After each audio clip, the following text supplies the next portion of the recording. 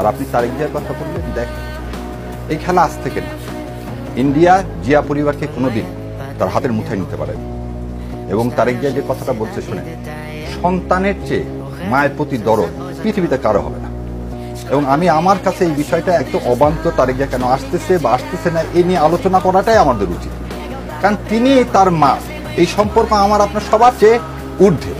এখন দ্বিতীয় জিনিসটা, তাহলে তারেক জিয়া সাহেব আসতে পারতেছেন না কেন, বা তার মাকে লন্ডন নিয়ে যাবেন কিভাবে, দেখেন ডাক্তার পর্যন্ত পাঠাইছেন। আর একটা জিনিস বলি, এই আপসীর নেত্রী পৃথিবীতে সবচেয়ে ভারী জিনিস হচ্ছে নিজের কাঁধের উপর সন্তানের লাশ। সেটাও বেগম জিয়া নিজের কাঁধের উপর নিয়েছেন এই দেশকে ভালোবেসে। কখন মৃত্যু ডেড বডি যখন দেখে হাওমাউকে কাঁদছেন, তারপর দেশ ছেড়ে চলে যান। তবে যারা এই ধরনের কথা বলে -4 বলে খালেদা জিয়া চলে যাবেন, এটা একটা রাজনৈতিক মিথ্যাচার, এবং এটা দেশনেত্রীকে অপমান। কারণ তিনি এই দেশকে বলেন তো সন্তানের মায়া ত্যাগ করে এই দেশকে আঁকড়ায় ধরেছিল। ওই আলিয়া মাদ্রাসার মাঠে একটা অসুস্থ মানুষকে কিভাবে নিয়ে গেছে, তারপরও রাজি হয়নি। তিনি কোনদিন একটা দরখাস্ত করেনি, তার ভাই বোনেরা দরখাস্ত করছে তার মেডিকেল ট্রিটমেন্টের জন্য বাইরে। আপনি একটা দরখাস্ত দেখাতে পারবেন না যে দরখাস্তের সাইন আছে বেগম খালেদা জিয়া যে আমাকে ট্রিটমেন্টের জন্য বাইরে পাঠান। তিনি যেদিন 5 তারিখের যেদিন সন্ধ্যাবেলা মিটিং হলো, খালেদা জিয়াকে একবার বলছে আমার মুক্তির জন্য ব্যবস্থা করো।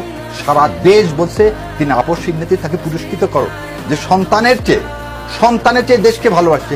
আপনি সেই তাকে নিয়ে আসতেছেন কার সাথে? একটা ফ্যাসিবাদ, একটা মনস্টার, একটা দাসী স্লেভ এবং ভারতের মুখ্যমন্ত্রী, তার সাথে তুলনা করতেছেন। এই দেশকে অপমান করা, দেশনেত্রীকে অপমান করা। সো